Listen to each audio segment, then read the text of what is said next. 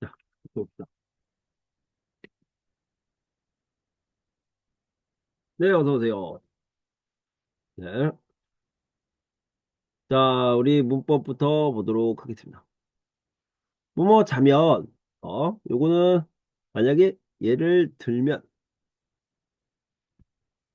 이런 느낌이죠.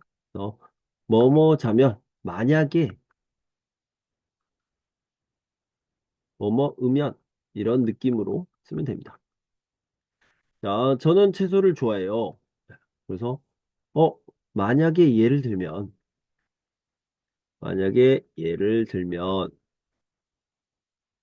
이렇게 얘기할 때 습관적으로 예를 들자면, 이렇게요. 예를 들자면 이런 식으로 쓰면 됩니다. 그래서 뭐뭐 자면 뭐뭐 으면 비슷하다 이렇게 생각하면 됩니다. 네, 어려운 거 아니고요. 뭐뭐고까지 도랑 바꿔 쓸 수 있죠. 그래서 그는 건강이 나빴을 때 회사를 그만두겠다고까지 했었다. 아니면 그만두기까지 했었다. 그만두기까지 했었다. 고라는 것은 뭐뭐라고 말하다까지 했다. 어? 뭐뭐다고 했어요 라고 했는데 여기는 강조하는 표현으로 야 그런 말도 했어요. 그런 생각도 했어요. 이런 식으로 얘기할 때 도까지 이렇게 표현합니다. 그는 건강이 나빴을 때 회사를 그만두겠다고까지 했었다. 이런 식으로 표현할 수 있습니다. 근데 의사가요. 예를 들어서 의사가 병이 심각하다고 얘기했어요. 의사가요. 그래서 임준 씨 지금 건강이 너무 안 좋아요. 그래서 의사가 뭐라고 그랬냐면 어 입원하세요 하라고까지 했어요. 네. 임준 씨 건강이 많이 나빠요? 네. 의사가 입원하라고 했어요. 그런 말도 했어요. 그래서 입원하라고까지 했어요. 이런 느낌으로 씁니다. 어, 의사가 이런 말도 했어요. 선생님이 이런 말도 했어요. 이런 식으로 얘기할 때, 고까지 이런 식으로 표현할 수 있습니다. 우리 본문에서 보면요. 뭐라고 얘기했냐면, 어떤 사람들이 이제 말했어요. 뭐라고 하냐면, 더 안정적일 수 있다라고 했습니다. 아, 그런 말도 했어요. 그럴 때, 예, 안정적일 수 있다고까지 했어요. 다른 사람이 한 이야기인데, 그 정도가 굉장히 놀랍다. 놀랄 때 쓰는 표현. 이렇게 보시면 되겠고 마지막 부분을 봅시다. 돈, 돈에 대한 이야기를 좀 해보도록 하겠습니다. 돈. 왠지 이 돈이라고 하면은 뭐니 돌다라는 뜻이 있죠. 돌다, 돌다. 근데 이 돈이라는 게 어떻게 돌고 돌고 돌고 돌고 돌아서 다시 나에게 온다. 아, 그래서 돈인가? 이렇게 생각을 하는데 그렇진 않아요. 그렇진 않습니다. 이런 느낌이 있는데 그래서 돈은 아니고요. 실제로 찾아보니까 그런 느낌은 아니다. 이런 식으로 알아두시면 되겠습니다. 이 무슨 금 있잖아요. 땡땡금. 뭐가 있을까? 상여금, 축의금, 조의금, 부조금. 이런 것들이 있거든요. 무슨 금, 등록금, 등록금, 비상금. 갑자기 돈이 필요할 때 써야 되니까 비상금이 있어야 되고요. 등록금, 대학교에서 돈을 내는 학비죠. 상여금, 보너스예요. 보너스. 그다음 이거는 결혼식 때, 축의금, 장례식 때. 이 부조라는 건 헬프라는 뜻이 있죠. 그래서 결혼식, 장례식에서 내는 축의금과 부조금은 다 부조금입니다. 자, 다시 한번 보면 부조금에는 두 가지가 있죠. 헬프머니, 헬프머니, 부조금. 여기는 축하할 때 쓰는 축의금이 있고요. 결혼식에도 내고요. 조의금, 부의금. 이거는 어, 위로할 때 쓰는 돈이죠. 하지만 이게 모두 다 어떤 이벤트를 할 때 돈이 많이 들기 때문에 도와주는 돈이다라는 의미로 부조금이라는 말을 씁니다. 자, 같이 봅시다. 돈은 돌고 돌아서 돈이다라는 말이 있습니다. 여기저기 왔다 갔다 하는 돈의 특징에서 나온 말이죠. 어떤 용도로 쓰이는지에 따라 땡땡금이라고 표현하곤 하는데요. 결혼식에서 축하하는 뜻으로 주는 돈은 축의금, 장례식에서 위로하는 뜻으로 주는 돈은 조의금이라고 하고, 스칼러십도 있네요. 학교에서 공부를 더 잘하라고 격려하는 뜻으로 주는 돈은 장학금이라고 하고, 급한 일이 있을 때 쓰기 위해서 준비해둔 돈은 비상금이라고 하죠. 이때 쓰는 금은 황금이라는 뜻과 함께 돈이라는 뜻도 가지고 있답니다. 골드라는 뜻이죠. 골드가 곧 돈이다. 이렇게 생각할 수 있습니다. 자, 다음 거 봅시다. 여러분들은 잘 살고 싶으세요? 아니면 잘 살고 싶으세요? 자, 여기 봅시다. 잘 살다. 잘 살다. 잘 살다. 좀 다르죠?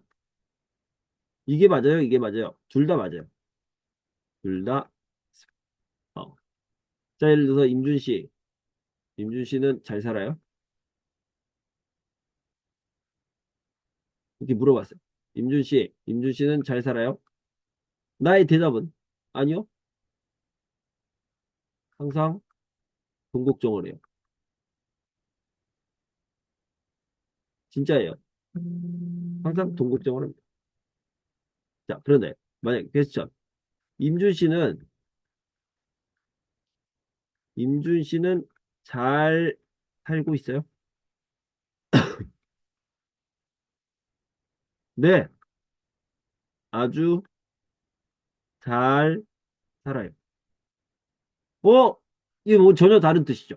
잘 살자. 여기서 잘 살다는 뭐냐면 돈이 많다라는 뜻이에요. 돈이 많다. 혹시 여러분 나라 언어에도 그러니까 태국어, 그다음에 러시아어, 일본어에도 이런 말이 있습니까? 잘 살다가 부자예요. 이런 뜻이 있습니까? 없어요? 네. 한국에는 잘 살다. 저 사람은 되게 잘 살아. 아니면 저 집은 되게 잘 살아. 아빠가 의사야. 그래서 돈이 많아. 잘 살아. 이렇게 얘기합니다. 아빠가 사업에 성공했어. 잘 살아. 이렇게 얘기하는 거는 돈이 많다는 거예요. 그래서 임준 씨는 잘 살아요? 돈이 많아요? 이렇게 물어본 거예요. 아니요. 저는 돈이 없어요. 항상 돈 걱정을 해요. 이렇게 얘기하는 거죠. 근데 이 잘 살다는 뭐냐면 이 내가 사는 생활이요. 되게 좋은 생활이에요. 저는 운동하고요. 독서하고 제가 하는 일을 열심히 하고 가족들을 잘 챙기고 설거지, 빨래 열심히 합니다. 와우! 잘 살고 있어요. 잘 살고 있습니다. 아내와 사이가 좋고 아이들과 사이가 좋고 친구들도 잘 만나고 이렇게 이것들을 뭐라고 하냐면 잘 살다라고 해요. 잘 살다. 그래서 임준 씨는 잘 살고 있어요? 네. 열심히 살고 있습니다. 잘 살고 있어요. 이런 식으로 얘기할 수 있죠. 어? 제가 이제 마지막에 썼는데 뭐냐면 우리 나오이 씨, 그레이스 씨, 가티나 씨는 잘 살았으면 좋겠고요. 그리고 나오이 씨 화가 난다. 가버렸어요. 그리고 잘 살았으면 좋겠습니다. 둘 다 가지면 좋겠죠. 어, 선생님, 이제는, 죄송해요. 질문 있어요. 네네. 이제는 볼 수 있어요. 잘 살다. 붙여요. 잘 뛰어 살다. 아, 무슨 맞아요, 의미, 맞아, 맞아. 어, 아, 네네. 그게 의미 헷갈렸군요. 알아요. 근데 네네. 이야기할 때는 어떻게 알아요? 첫째 아니면 둘째 이야기하고 있어요. 그 분위기로 알아요. 아, 보통, 어, 어머, 그레이스 씨, 뭐, 샤넬백이 있네요. 샤넬백. 샤넬백이 아, 있네요. 잘 사나 보다. 이렇게 얘기하면 돈이 아, 많은가 보다. 이런 거예요. 그런데 음, 그레이스 씨가 아이들과 뭐 공원에 가서 놀아요. 그리고 또 막 기타도 치고 열심히 살아요. 그레이스 씨는 너무 잘 사는 것 같아요. 이러면은, 와, 멋있게, 또한, 예, 그렇죠. 네. 이렇게. 음. 예를 들어서 나우이 씨는 한 감사합니다. 요가도 하고 필라테스도 하고 그다음에 혼자서 벚꽃 구경도 하고 너무너무 인생을 인조이 하고 열심히 음, 살아요. 잘 사시네요. 이렇게 얘기할 수 있죠. 음, 근데 방금 얘기했던 것처럼 나우이 씨가 이제 왔는데 오늘 갑자기 여기에 막 에르메스라고 조그맣게 적혀 있어. 에르메스. 와, 잘 사네요. 우리 나우이 씨 잘 사네. 막 이렇게 얘기할 수 있는 거예요. 네. 어? 여기 계신 세 분은 다 잘 살고 있어요. 너무 멋있는 삶을 살고 있습니다. 근데 여기 있는 세 분이 잘 사는지는 저도 모르죠. 저 몰라요. 모르죠. 하지만 여러분들이 잘 살고 또 잘 살았으면 좋겠다. 이런 생각이 듭니다.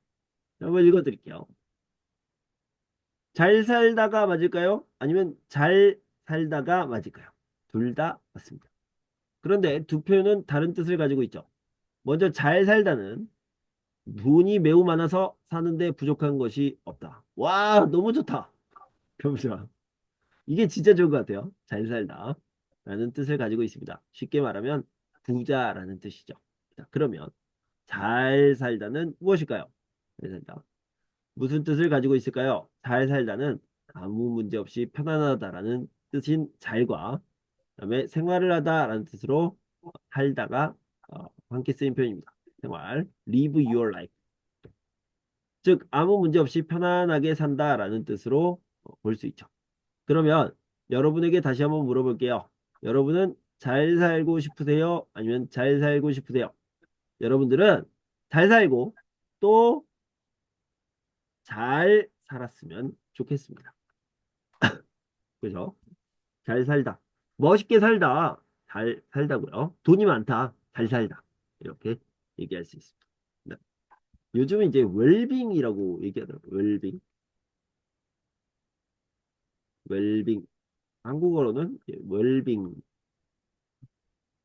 좋은 음식을 먹고, 그다음에 운동하고, 독서하고, 이런 것들은 웰빙이라고 얘기를 하더라고요. 네. 자, 요렇게 맞춰봤고요. 땡큐. 됐고. 자, 우리는 다음 거를 보도록 하겠습니다. 어디를 봐야 되냐면,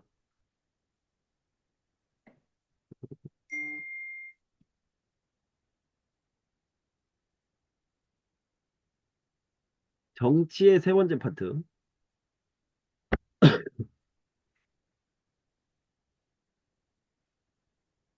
지난번에 두 가지 또 확인하고 넘어가도록 하겠습니다.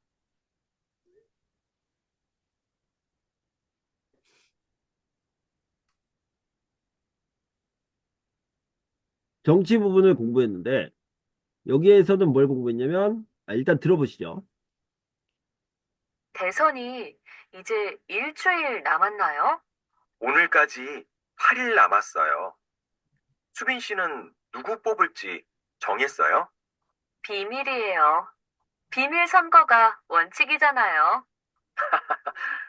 누구인지는 안 알려줘도 돼요. 뽑고 싶은 사람이 있어요?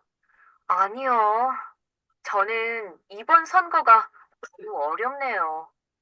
마음에 드는 후보가 없어서 누구를 뽑아야 할지 정말 모르겠어요. 처음으로 투표를 포기하고 싶었다니까요. 그래도 투표는 해야죠. 원래 선거라는 게 최선을 택하는 게 아니라 최악을 피하는 거라고 하잖아요. 맞아요. 들어봤어요. 그러면 이제부터 후보들에 대해 열심히 찾아보고 누가 최악인지를 알아봐야겠어요. 그래요. 잘 알아보고 나서 최악의 후보를 알게 되면 저에게도 이야기 좀 해줘요. 네, 가장, 그런 사람에게 제 표를 줄 수는 없죠. 죄송합니다. 자, 제일 좋은 거는 최선이라고 하죠. 베스트. 베스트. 그 다음, 세컨드. 세컨드를 뭐라고 하냐면 차선이라고 합니다. 차선. 차는 두 번째라는 뜻이에요. 그 다음에, 가장 나쁜 걸 최악이라고 하죠. 월스트. 월스트. 그 다음에, 차악이라고 하면 끝에서 두 번째죠. 세컨드. 어? 우리는 어, 선거를 할 때 최선을 선택하고 싶어요. 가장 좋은 사람. 그런 사람은 없어요. 그런 사람은. 얘가 A, B, C가 있으면 이제 나쁜 놈이고요. 나쁜 사람. 나쁜 사람.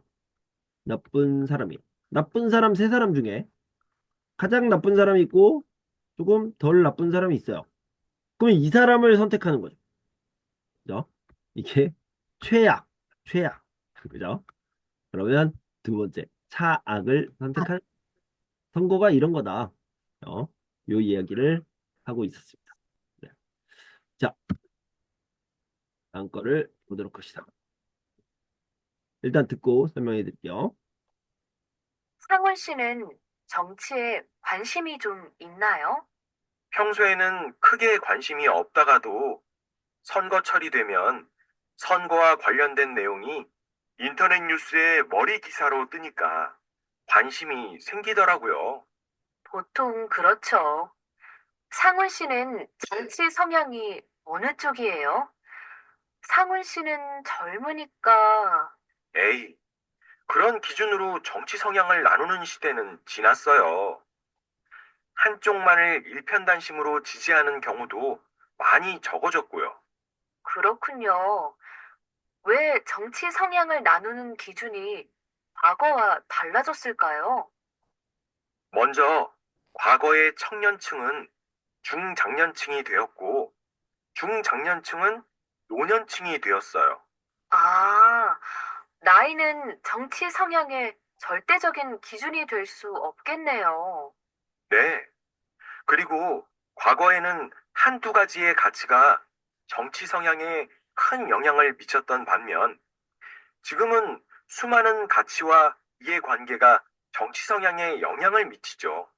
아, 그래서 이젠 정치와 관련한 하나하나의 이슈가 모두 정당이나 후보의 지지율에 영향을 줄 수 있게 되었군요. 네, 이번에는 정치에 대한 관심에 대해서 얘기했습니다. 정치에 대한 관심에 대해서 이야기를 해봤고요. 당연히 정치에 관심이 있는 거는 선거철이죠. 선거 시즌. 선거 시즌에, 선거철에 관심이 생깁니다. 보수와 그 다음에 진보에 대해서 이야기를 해봤고요. 중간에 있는 거는 중도라고 얘기를 합니다. 보수 같은 경우는 라이트고요. 아, 이게 라이트 잘못 썼네요. 제대로 써볼게요.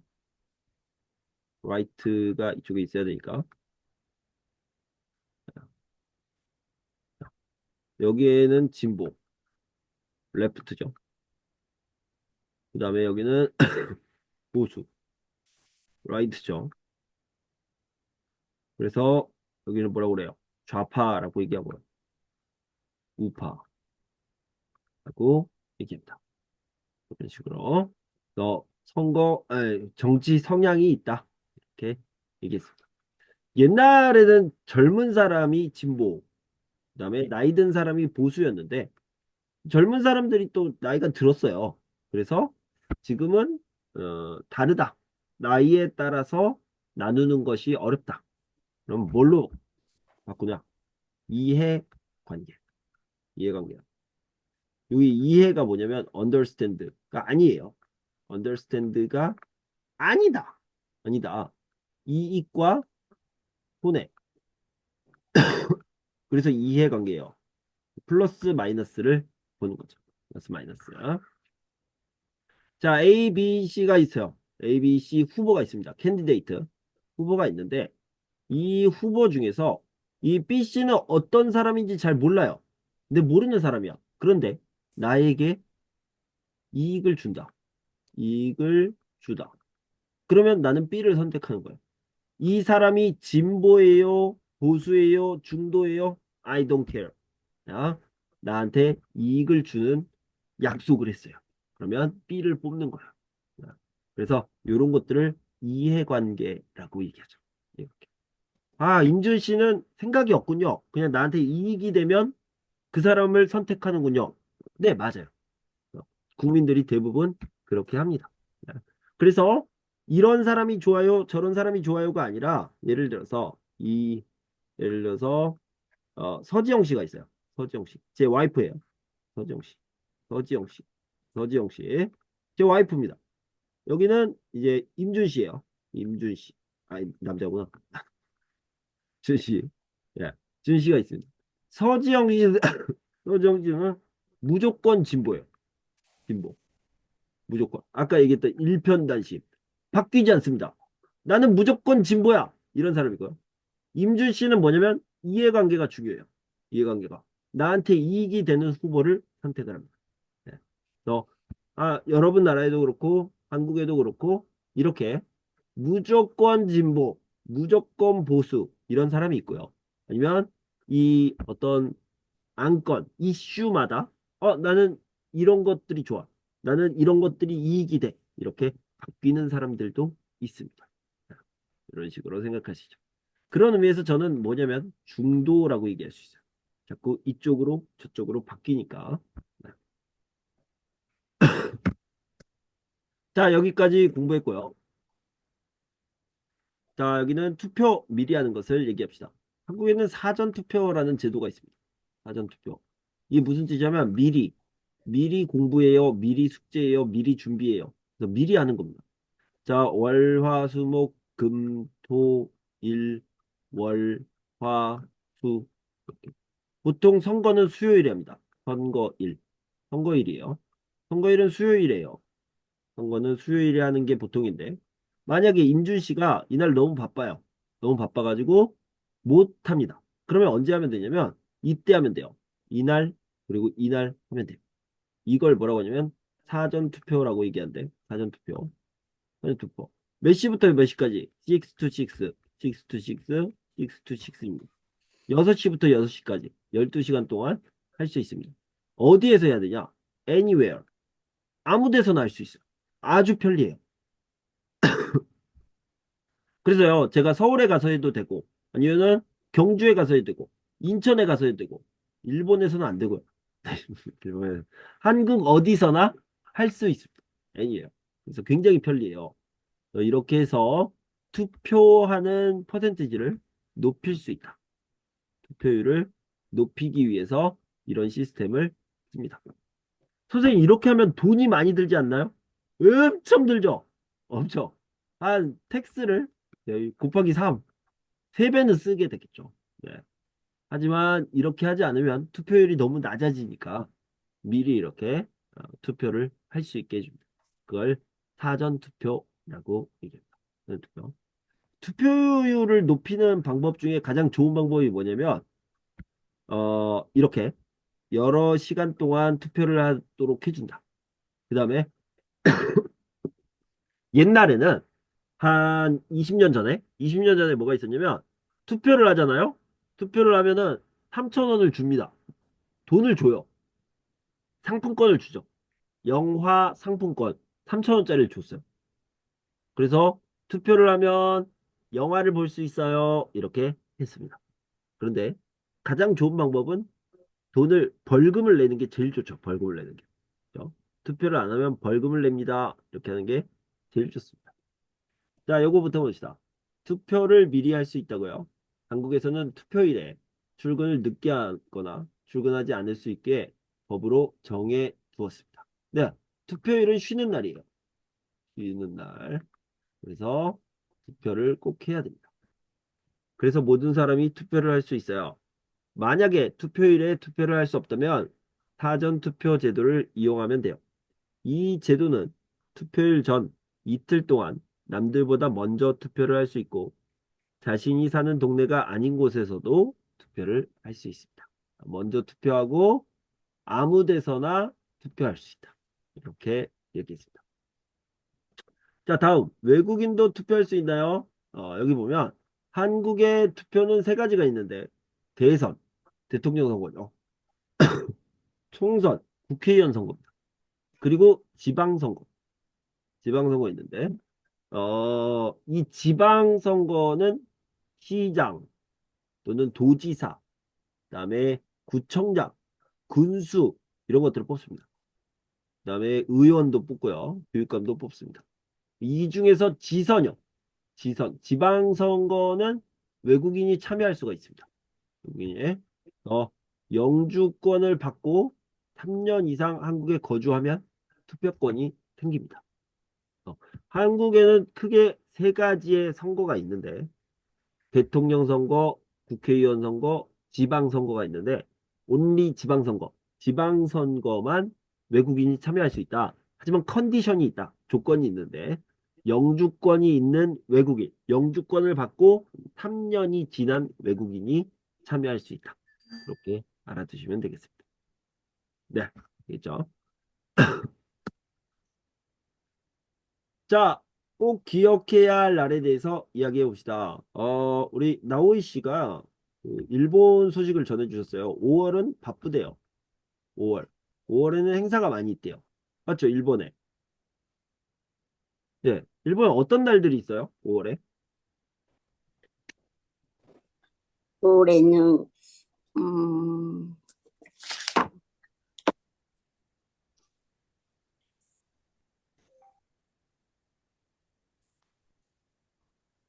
어린이날하고 결혼식 날이고 음,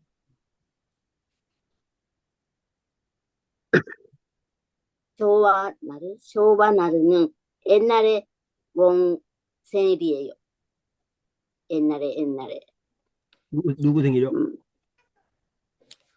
天皇誕生日 아, 덴도 탄조비. 네. 단시일. 네. 또憲法 기념일 좀 잠깐만요. 네네네.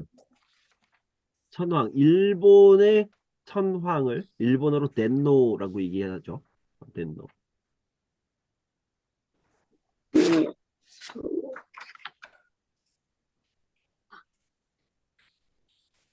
대신의 날이에요. 잠깐만.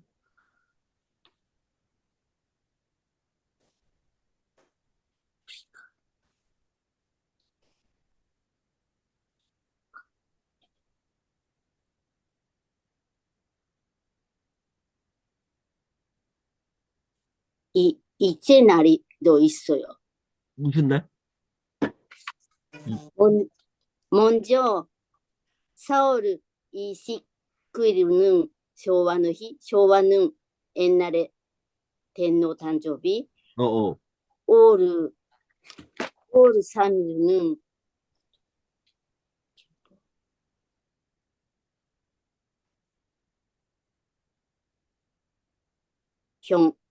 현재 날이 경제의 날. 현재 이코노미?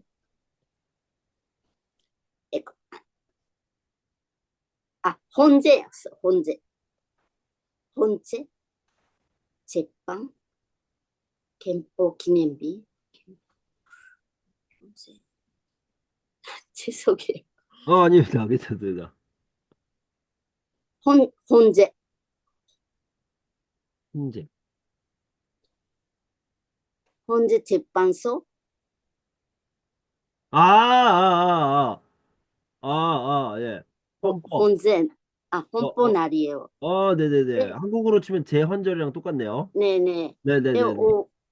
5월 4일은 緑の日. 緑는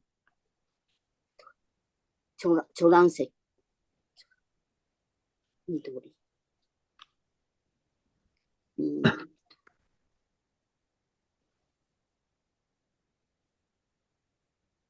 초록색 날이에요. 초록색 날. 그런 날.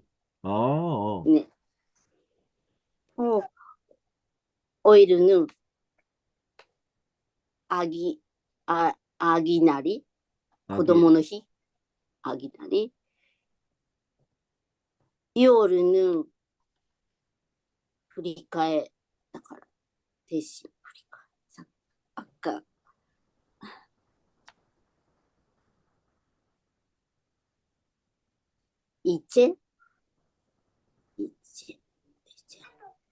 이제 날이에요. 이제. 이제 5월 3일은 일요일이니까 대신에 휴일, 휴일이에요. 대체 공휴일. 네네네. 한국에선 대체 공휴일이라고 합니다. 아, 네네, 맞아요. 네네네. 이날이 일요일이니까 이날 또 네, 쉬어요. 5월 6일에. 네, 많이 등, 있네. 네. 네, 네네. 지난번에 우리 나오이 씨가 일본에는 5월에 행사가 많이 있어요. 이렇게 얘기를 해서 제가 뭐 한국도 마찬가지예요. 한국도 5월에 행사가 네네네, 있다. 이렇게 맞아요. 얘기했습니다. 자, 한번 한국의 행사를 좀 볼게요. 일본은 이렇게 되어 있고요. 5월 같은 경우에는 5월 1일이 근로자의 날이에요. 근로자의 날. 노동절이죠. 메이데이. 그리고 5월 5일은 어린이날입니다. 어린이를 위한 날이에요. 어린이, Children's Day. 5월 8일은 어버이날, Parents Day. 5월 15일은 스승의 날입니다. 스승의 날. 여기까지는 굉장히 유명한 날이고요. 그 다음에 유명하지 않은 거는 이렇게 써볼게요. 5월 21일 부부의 날이 부부의 날. 예? 그 다음에 5월 셋째 주 월요일. 월요일. 이게 이제 좀 뒤쪽에 있는데 이게 성년의 날이죠. 유명하진 않아요. 이렇게 있습니다. 이렇게. 그래서 이 5월을요 가정의 달이라고 얘기합니다. 이런 날도 있고 이런 날도 있고 이런 날도 있고 가족들이 챙겨줘야 되죠. 성년의 날. 그래서 가정의 달이라고 이야기를 합니다. 선생님, 그런데 우리 정치 이야기하고 있었어요. 정치. 정치에서도 굉장히 중요한 사건이 바로 5월 달에 있었습니다. 그래서 이야기를 하는데요. 여기에 이제 여기에 들어가는 거죠. 5월 18일입니다. 5월 18일. 5월 18일에 광주에서 민주화 운동이 있었습니다. 1980년이었고요. 이것을 기념하는 행사가 또 있습니다. 이것을 한번 보도록 하겠습니다. 한번 들어볼게요. 5월에는 기념일이 참 많네요. 어린이날, 어버이날, 스승의 날. 아, 부부의 날이라는 기념일도 있던데요. 네. 그래서 5월을 가정의 달이라고 해요. 게다가 5월은 날씨도 정말 좋아서 결혼식도 많아요. 그래서 결혼 기념일이 5월에 있는 부부가 많죠. 와, 5월에는 기념일로 바쁜 하루하루를 보내겠네요. 그렇죠. 그리고 5월에 꼭 기억해야 할 날이 있어요. 어떤 날이요? 5.18 민주화 운동 기념일이에요. 어? 들어본 것 같아요. 5.18 민주화 운동은 대한민국이 민주주의 국가가 되는데 큰 역할을 했던 사건이에요. 광주에서 있었던 일이고요. 무슨 일이 있었나요? 1980년에 전두환이라는 군인이 쿠데타를 일으켜서 군사 독재 정권을 세웠는데 이것을 반대하는 시위였어요. 정말 많은 광주 시민들이 죽기도 하고 다치기도 했죠. 정말 힘든 싸움이었군요. 1960년에 4.19 혁명, 1980년에 5.18 민주화 운동, 그리고 1987년에 6월 민주항쟁. 한국은 정말 많은 투쟁을 통해서 민주주의 국가가 되었어요. 그렇군요. 알려줘서 고마워요, 선우 씨. 꼭 기억할게요. 5월 18일. 네, 여기 봅시다. 5월에는 기념일이 참 많네요. 어린이날 5월 5일, 어버이날 5월 8일, 스승의 날 5월 15일, 부부의 날 5월 21일 기념일. 그래서 5월을 가정의 달이라고도 해요. 게다가 플러스 5월은 날씨도 정말 좋아서 결혼식도 많아요. 그래서 결혼기념일이 5월에 있는 부부가 많죠. 와, 5월에는 기념일로 바쁜 하루하루를 보내겠네요. 그렇죠. 그리고 5월에 꼭 기억해야 할 날이 있어요. 어떤 날이요? 5.18 민주화 운동 기념일이에요. 들어본 것 같은데. 5월 18일 5.18 민주화 운동은 대한민국이 민주주의 국가가 되는데 큰 역할을 했던 사건이에요. 뭐뭐 하는데 큰 역할을 하다, 중요한 역할을 하다라는 것은 어 그것이 아주 중요한 영향을 끼치다 이런 뜻이죠. 영향을 끼치다, 영향을 주다.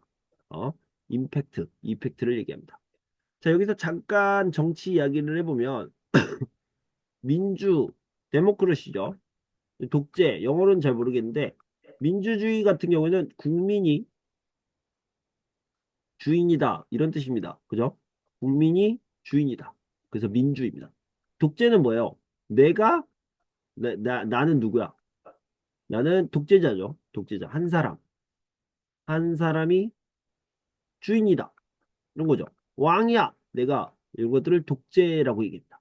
독재. 그래서 민주주의 국가가 아니면 독재가 될 뻔했죠. 누구 때문에? 전두환 때문에. 전두환이라는 사람이 있었는데 이 사람이 내가 주인이야 이렇게 얘기를 하니까 이제 5.18 민주화 운동을 통해서 아니야 네가 주인이 아니야 국민이 주인이야 이렇게 시위를 했고요. 굉장히 많은 사람이 죽었고 굉장히 많은 사람이 다쳤습니다.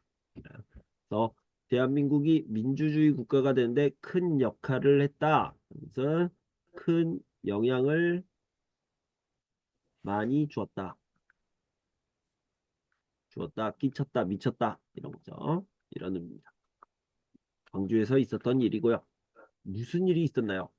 1980년에 전두환이라는 군인이 쿠데타를 일으켜서 군사 독재 정권을 세웠는데 이 쿠데타라는 말은 요즘 많이 안 쓰고 군사 정변이라는 말을 많이 씁니다.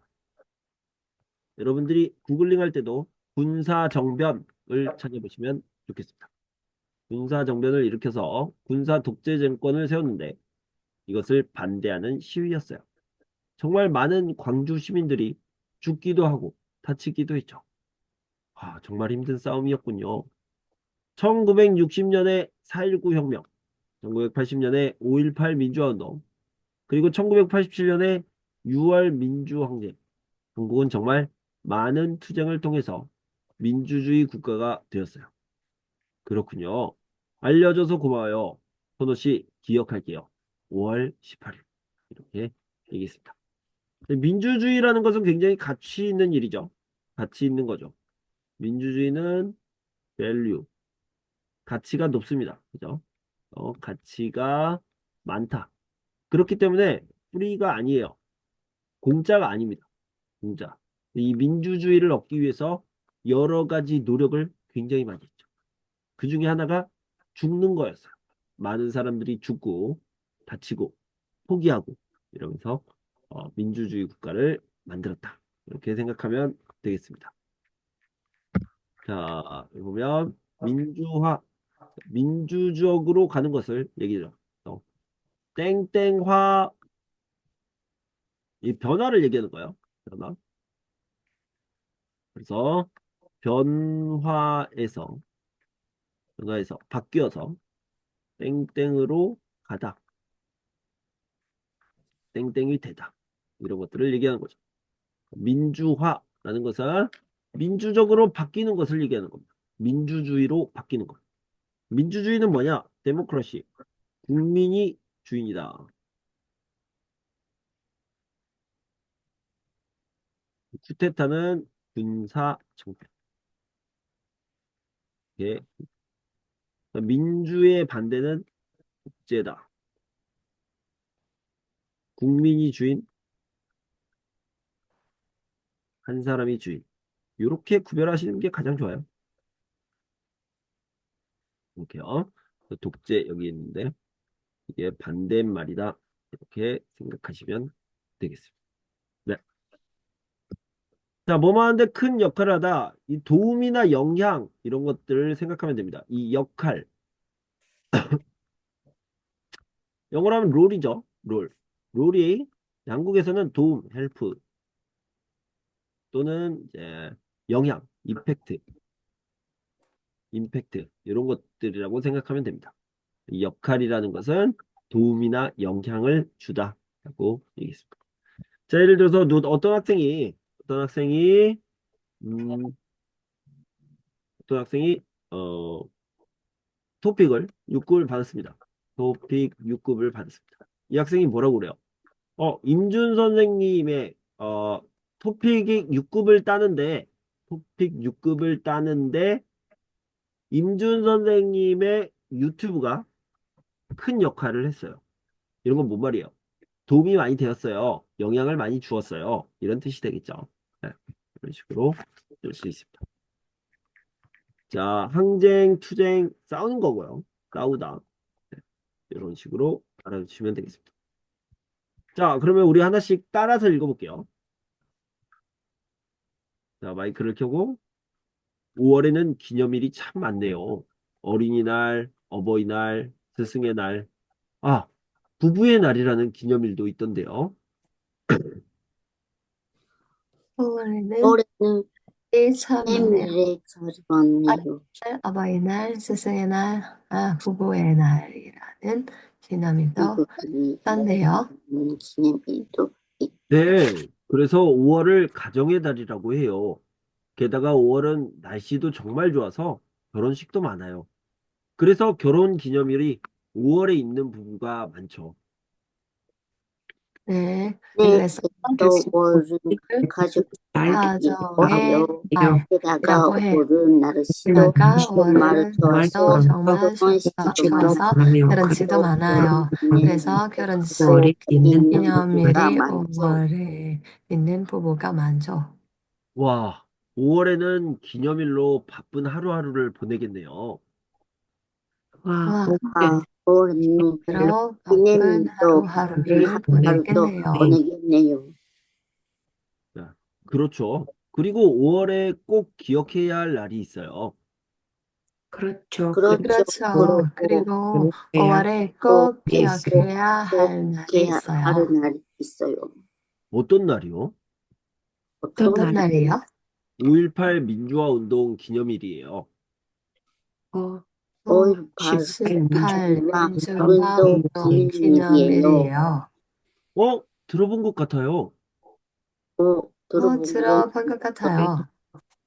5.18 민주화 운동은 대한민국이 민주주의 국가가 되는데 큰 역할을 했던 사건이에요.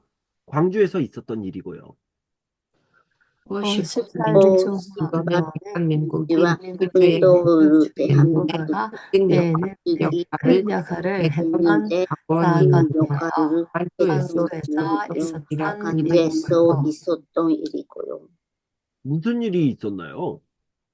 무슨 일이 있었나요? 있었나요? 1980년에 전두환이라는 군인이 쿠데타를 일으켜서 군사 독재 정권을 세웠는데 이것을 반대하는 시위였어요. 정말 많은 광주 시민들이 죽기도 하고 다치기도 했죠. 1980년에 1930년에 전두환이라는 군인이 쿠데타를 일으켜서 군사 독재 정권을 세웠는데 이것을 반대하는 시위였어요. 정말 많은 광주 시민들이 기도하고 다시기도 했죠. 정말 힘든 싸움이었군요. 정말 힘든 싸움이었군요. 1960년에 4.19 혁명, 1980년에 5.18 민주화 운동, 그리고 1987년에 6월 민주항쟁.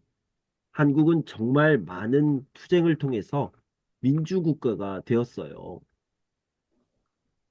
1960년에 4.19 혁명, 1980년에 5.18 민주화 운동, 그리고 1987년에 6월 민주항쟁.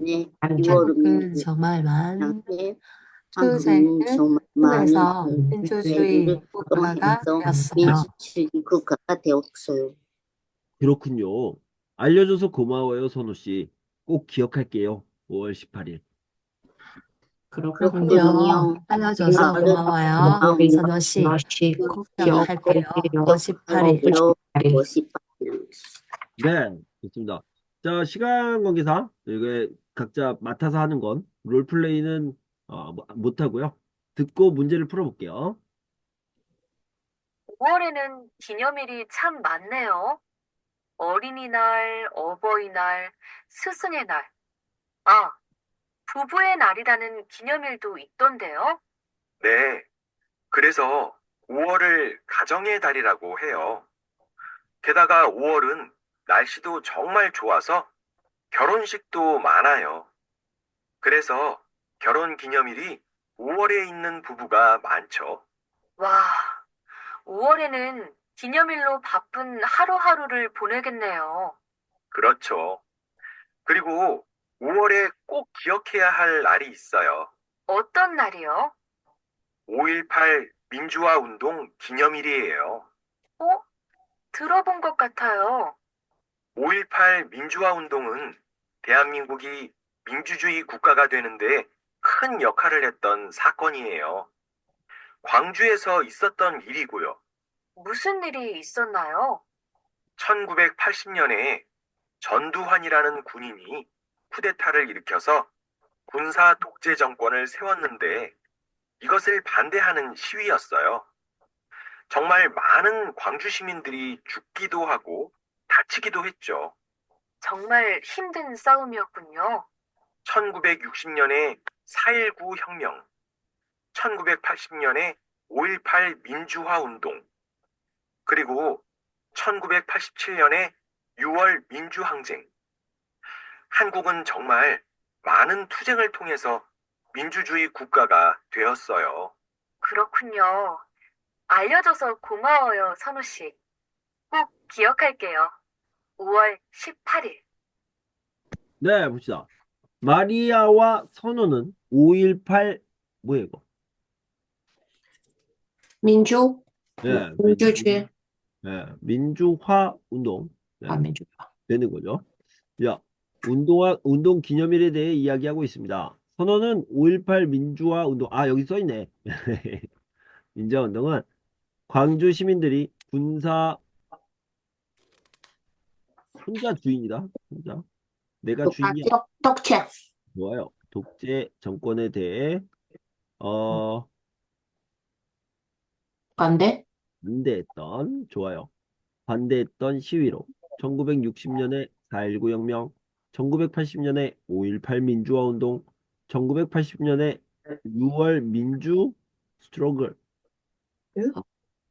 이거는 좀 어려운 말인데. 항쟁, 이렇게. 6월 민주항쟁 등의 많은 투쟁을 통해서 대한민국이 데모크라시, 민주주의. 좋아요, 민주주의 국가가 되었다고 말하겠습니다. 네, 이렇게 알아두시고요. 자, 뭐뭐 하는데 큰 역할을 하다, 영향을 주다, 도움을 주다 이런 의미죠. BTS는 한국의 이미지를 바꿨어요. 큰 영향, 큰 도움, 큰 역할을 했죠. 바꾸는데 큰 역할을 했다. 저는 정말로 그렇게 생각합니다. BTS는 굉장한 일들을 해내고 있습니다. 네, 아주 중요해요. 근데 대한민국이 BTS를 지키지 못했어요. 무슨 말이냐면 BTS를 군대에 보냈어요. 미쳤어, 미쳤어. 아니 어떻게 BTS처럼 훌륭한 일을 하는 사람들이 군대에서 시간을 낭비하고 있냐고요. 그러면 안 되는데. 네, 안타까운 일입니다. 자, 뭐뭇을 통해서, 자, 요거는 너무 잘 알고 계시는 거라서 어떤 것을 방법, 방법을 나타낼 때 아니면 수단, 과정 이런 것들을 툴이나 이게 이제 메소드, 툴, 코스 이런 것들을 얘기할 때 뭐뭇을 통해서라고 얘기죠. 그는 끊임없이 노력해서 끊임없는 노력을 통해서 결국 합격해냈다. 합격하고야 말았다. 이런 식으로 얘기할 수 있죠. 자, 수단이라고 하는 건 툴 같은 걸 얘기하는 거예요. 도구요. 도구를 얘기할 때 우리는 지금 어떻게 수업을 하고 있냐면 줌을 통해서 만나고 있죠. 줌을 통해서 만나서 그다음에 줌 클래스를 진행하고 있습니다. 이런 식으로 얘기할 수 있죠. 인터넷을 통해서 알게 되었어요. 인터넷이 나의 툴이 될 수도 있고 방법이 될 수도 있겠죠. 네, 이런 식으로 얘기할 수 있습니다. 자, 마지막 부분을 봅시다. 선거와 투표는 같은 말인가요? 여기 선거는요. 간단하게 얘기할게요. 뽑다라는 뜻입니다. 뽑다, 선택하다, 선택하다. 자, 투표 같은 경우는 표에 표시하다. 이런 뜻입니다. 그런데 대부분의 선거는 이런 방법으로 하죠.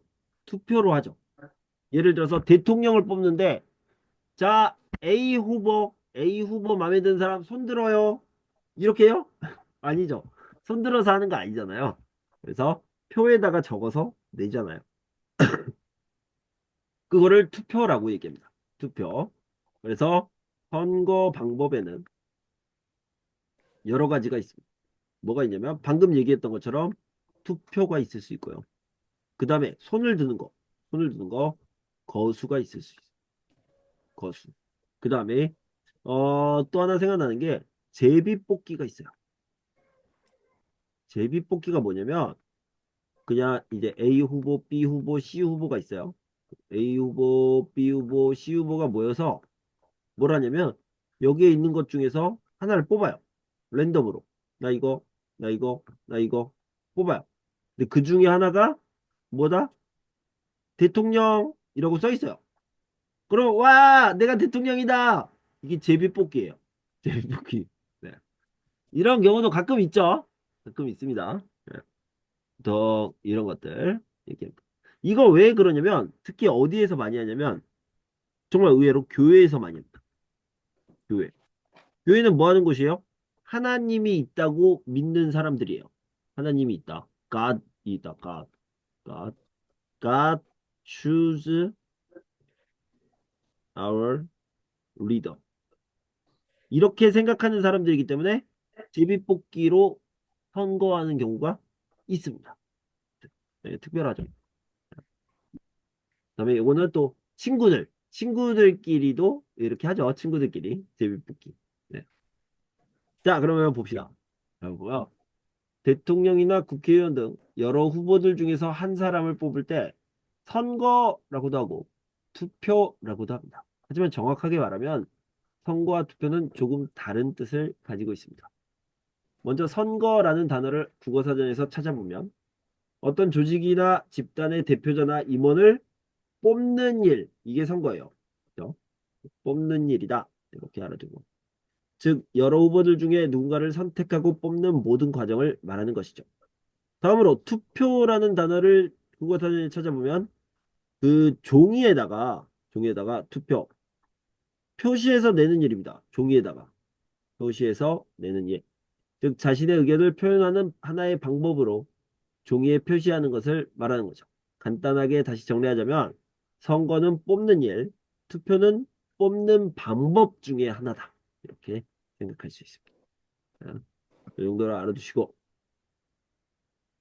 자, 여기 보면 진보와 보수에 대해서 나왔습니다.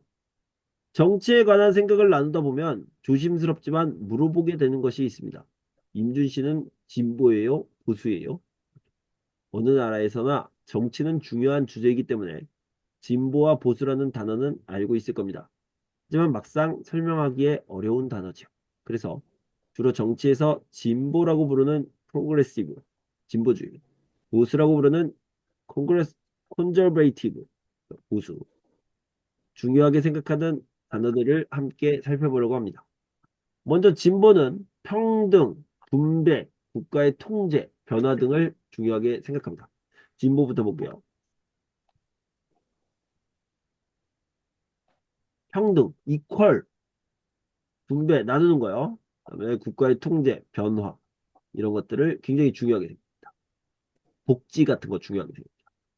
그 다음 여기 보수, 반대로 보수는요. 보수는 경쟁, 성장, 시장의 자유, 안정 등을 중요하게 생각한다.